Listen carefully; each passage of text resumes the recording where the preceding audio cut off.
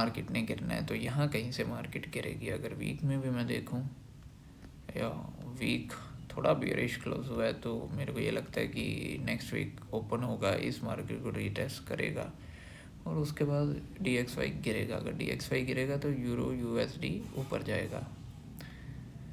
और AUD USD की अगर बात करें, मंथली बहुत ही ज़्यादा बुलिश क्लोज हुआ है, पिछली कैंडल को इनगल्फ कर दिया है, पिछली 2 कैंडल को इनगल्फ कर दिया है। और अगर इसका मंथ पे हम रेजिस्टेंस देखें तो थोड़ा सा हमें लाइन चार्ट पे जाना पड़ेगा। तो रेजिस्टेंस लेवल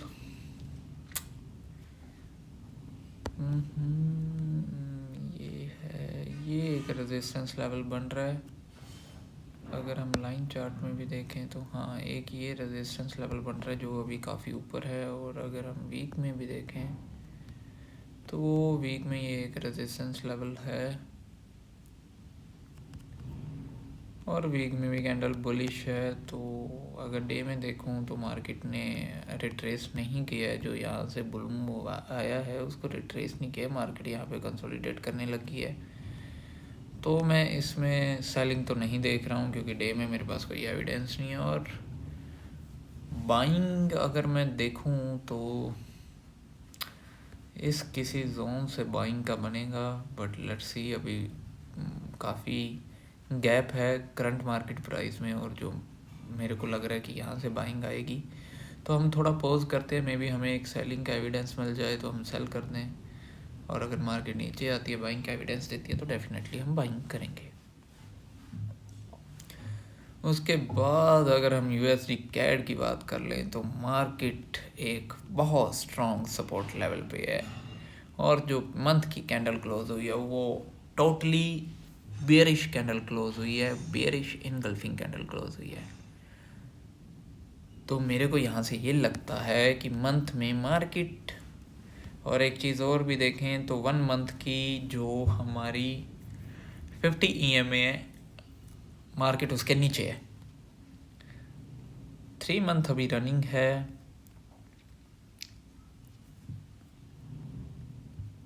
तो ये एक सपोर्ट जोन भी है, तो यहाँ से तो सेलिंग नहीं देखूँगा।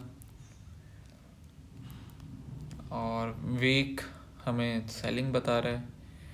मैं ये देखूँगा, अगर मैं यहाँ पे वीक पे फिब लगा दूँ तो यहाँ कहीं से अगर मेरे को सेलिंग देखनी है तो मैं इस जोन से कहीं सेलिंग देखूँगा, यहाँ कहीं से मैं सेलिंग देखूँगा। और अगर बाइंग की बात करूँ तो डे की कैंडल काफ़ी अच्छी क्लोज हुई है और सपोर्ट लेवल पे क्लोज हुई है। तो हमारे पास डे पे एक ये रेजिस्टेंस लेवल भी है।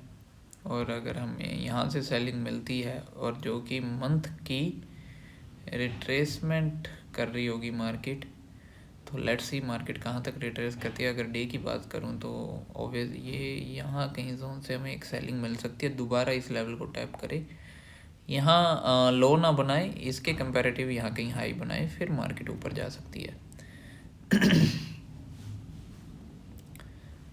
उसके बाद अगर हम बात करें USD JPY तो मंथ में जो हमारी कैंडल क्लोज हुई है वो इनगल्फिंग तो नहीं हुई close, bearish, totally bearish engulfing तो नहीं है 100%, थोड़ी सी वीक छोड़ी है नीचे की तरफ पे और बॉडी पिछली कैंडल की बॉडी से ऊपर क्लोजिंग दी है थोड़ी।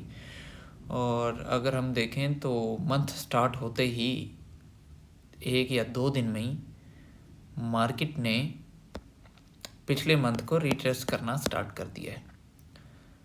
तो इसमें मार्केट एक अपने ऑल टाइम रेजिस्टेंस लेवल से भी मार्केट रिजेक्ट हो रही है और मंथ में रिट्रेस कर रही है। वीक बेयरिश है, डे में बहुत बेयरिश कैंडल बनी है डे में जो प्रीवियस कैंडल। तो मैं इसमें थोड़ा सेलिंग प्रेफर करूँगा, मैं सेलिंग देखना चाहूँगा। अगर मैं फिब भी लगा लूँ तो मैं इसमें सेलिंग देखना चाहूँगा इस जोन से, क्योंकि ओवरऑल USD JPY बुल है, ठीक है। तो डे में मार्केट यहाँ कहीं रिटेस्ट करने आ सकती है, मैं यहाँ से एक सेल देखूँगा क्योंकि डे में एक ये स्ट्रॉन्ग रेजिस्टेंस लेवल भी है, मल्टीपल टाइम ये सपोर्ट रहा था, अब ये रेजिस्टेंस है। तो ये एक रेजिस्टेंस लेवल भी है, तो यहाँ से अगर हमें एक सेलिंग की अपॉर्चुनिटी मिलती है तो मैं सेल करूँगा।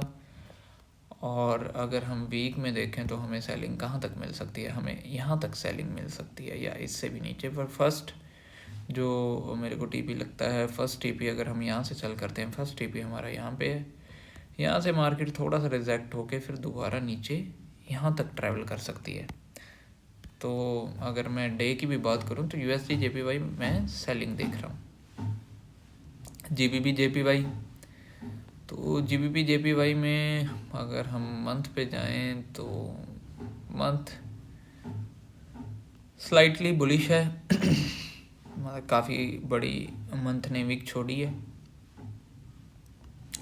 वीक की बात करें तो वीक में ये एक सपोर्ट लेवल था, मार्केट ने उसको टेस्ट किया और मार्केट ऊपर चली गई। अगर डे में देखें तो सेम डे ही जब इतना बड़ा फॉल आया तो मार्केट ऊपर चली गई है। तो अगर मार्केट यहाँ पे थोड़ा टाइम पास करती है और स्लाइटली ऊपर जाती है, अगर मार्केट मंडे या ट्यूसडे को से ऊपर ही चली जाती है सीधा, फिर तो एक नया हाई बन जाएगा, बाय में चले जाएगी। और अगर मार्केट यहाँ पे 2-3 दिन ऐसे टाइम पास करती है, जैसे ये छोटी छोटी कैंडल्स बनी है और उसके बाद कोई कैंडल इनगल्फ कर लेती है प्रीवियस कैंडल को, तो हमारे पास हम सेलिंग देख सकते हैं और यहाँ तक का हमारा फर्स्ट टीपी रख सकते हैं, जबकि 200 EMA भी है, सपोर्ट लेवल भी है। उसके बाद हम देखेंगे कि मार्केट कैसे रिएक्ट करती है। अगर मार्केट यहाँ से उठ के यहाँ तक जाती है और यहाँ पे कुछ हमें फिर सेलिंग का एविडेंस देती है तो हम यहाँ तक के लिए प्ले करेंगे, थोड़ी पोजिशनल ट्रेड हो जाएगी ये। NZD USD देखें तो काफ़ी लंबे समय से हम अगर फिर भी मान के चलें तो 2020 से सेलिंग में ही है, ठीक है, और अपने एक इम्पोर्टेंट सपोर्ट लेवल पे है। और जो मंथ की कैंडल क्लोज हुई है वो बुलिश कैंडल क्लोज हुई है, बट बुलिश इनगल्फिंग नहीं है। और वीक में भी देखें तो वीक में अगर हम यहाँ से हाई से हम लो मार्क करें तो ये एक फिब रिट्रेसमेंट है, 50 to 61% रिट्रेसमेंट लेवल है और पिछले 2 वीक से मार्केट कंसोलिडेट कर रही है। और बट अगर डे में देखें तो डे की कैंडल बुलिश है और ये एक जोन है जिस जोन में मार्केट कंसोलिडेट कर रही है। तो मैं इसे, ये एक रेजिस्टेंस है, मैं इसे, ये स्ट्रॉन्ग एक बुलिश कैंडल ग्रोथ हुई है, सो आई डोंट नो मैं यहाँ से बाय लूँगा या नहीं लूँगा। मेरे को ठीक नहीं लग रहा बाय के लिए, मेरे को उतना ज़्यादा इंट्यूशंस नहीं आ रही, गुड इंट्यूशंस नहीं आ रही कि हाँ यहाँ से बाय किया जाए। और सेलिंग में मेरे पास कोई एविडेंस नहीं है, तो इसको वेट एंड वॉच की कैटेगरी में हम रखते हैं। देन यस यूरो जीबीपी, तो यूरो जीबीपी में बियरिश इनगल्फिंग कैंडल बनी है और डेफिनेटली इसको मैं सेलिंग में देखूंगा। हालांकि मार्केट मंथ में भी सपोर्ट पे है, वीक पे भी सपोर्ट पे है। तो वीक में एक अगर हम देखें तो एक बहुत अच्छा हेड एंड शोल्डर पैटर्न भी बना है। इसे अगर हम शोल्डर मान लें, इसे हम हेड मान लें, इसे हम शोल्डर मान लें, और यहाँ पे लोअर लो भी बना है और काइंड ऑफ ये एक सपोर्ट जोन है, ये सपोर्ट है और मार्केट सपोर्ट पे ही है। और डे बेरिश क्लोज हुआ है तो मैं इसमें सेलिंग देखूंगा। अगर मेरे को यहाँ कहीं से भी सेलिंग मिल गई, इस रेजिस्टेंस से पहले कहीं पे भी सेलिंग मिल गई, लेट्स सी मंडे को मार्केट कहाँ ओपन होती है, तो मैं यहाँ पे सेल लेके यहाँ पे एसएल डाल के तो मैं थोड़ा लंबा देख सकता हूँ, मैं यहाँ तक का टीपी एक्सपेक्ट करूँगा। तो यूरो जीबीपी में मैं सेलिंग में हूँ। देन आ गया है हमारा यूरो जीबीवाई। तो हम देख पा रहे हैं पिछले 4 महीने से मार्केट कंसोलिडेट कर रही है और विग्स छोड़ रही है ऊपर नीचे।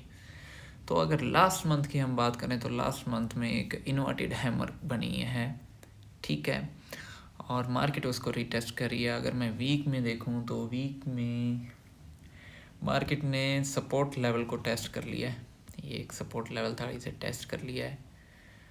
और वीक बेयरिश तो मैं नहीं बोलूँगा क्योंकि लो टूटा नहीं है, बट स्लाइटली बेयरिश है। मंथ की बात करूँ तो मैं इसमें डेफिनेटली सेलिंग ही देखूँगा, और काफ़ी दिनों की, और जो ये एक बुल मूव आया था उसको एक दिन में ऐसे वो कर दिया है, धाराशाही कर दिया है।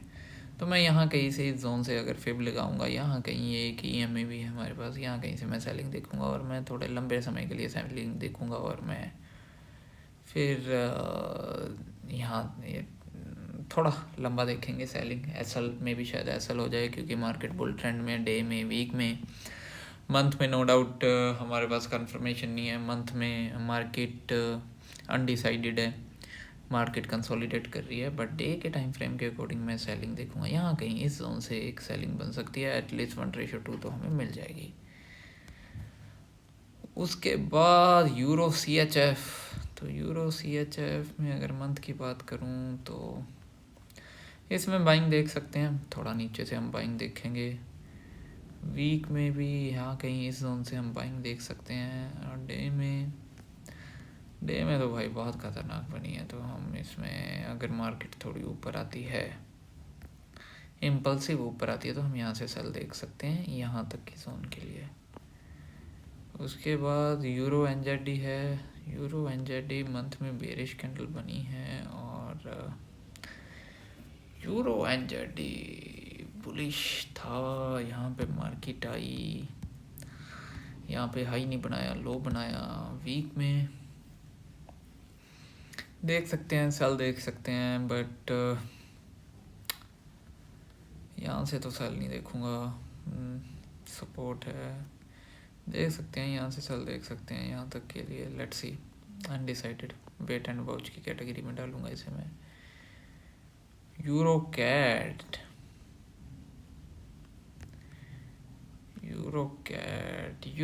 में दोस्तों एक्चुअली एक बहुत ही सुंदर रेजिस्टेंस लेवल था, बट मार्केट यहाँ से रिजेक्ट नहीं हुई। अगर डे में देखूँ तो मार्केट यहाँ से रिजेक्ट हुई है, और यहाँ पे मुझे सेल लेना था बट मैं ले नहीं पाया, तो मैंने एंट्री मिस कर दी। बहुत प्यारी एंट्री, एक लॉन्ग पोजीशन बनती और बहुत अच्छा खासा प्रॉफिट होता। सो इसमें अभी मार्केट 1 मंथ, 3 मंथ ये है, 1 मंथ ओके ये है, और मार्केट ने 1 मंथ रीटेस्ट भी। अगर मार्केट थोड़ा और रीटेस्ट करती है, यहाँ कहीं आती है, तो मैं यहाँ से सेलिंग लूँगा डेफिनेटली। इस बार यहाँ से सेलिंग लूँगा दोस्तों, मैं यहाँ से सेलिंग लूँगा इस बार मैं, और यहाँ तक के लिए मैं TP रखूँगा डेफिनेटली। तो यूरो USD हमारा हो गया है। उसके बाद GBP CHF 3 मंथ मार्केट अपने रेजिस्टेंस लेवल पे है, या रेजिस्टेंस लेवल को रीच कर रही है। तो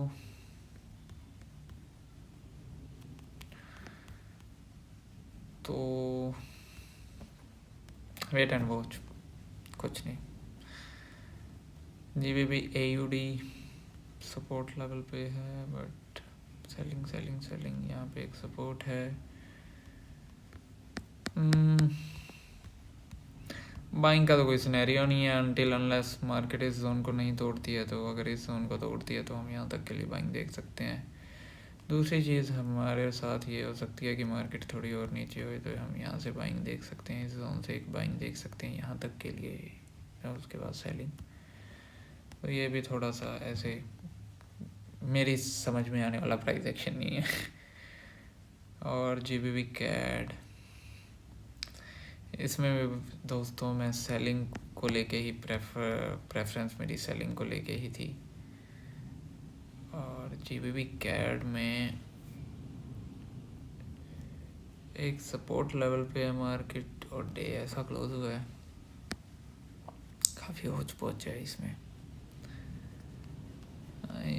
दोस्तों। इसमें अगर मार्केट थोड़ी ऊपर आती है, ये सपोर्ट जोन है, ये सारी सपोर्ट जोन है, वीक की सपोर्ट जोन है ये। मार्केट थोड़ी ऊपर आती है तो यहाँ कहीं से मैं एक सेलिंग प्रेफर करूँगा, और लेट्स सी, देखूँगा कि नीचे तक टीपी आता है या नहीं। AUD JPY, इसका अगर हम मंथ देख लें तो मंथ मूली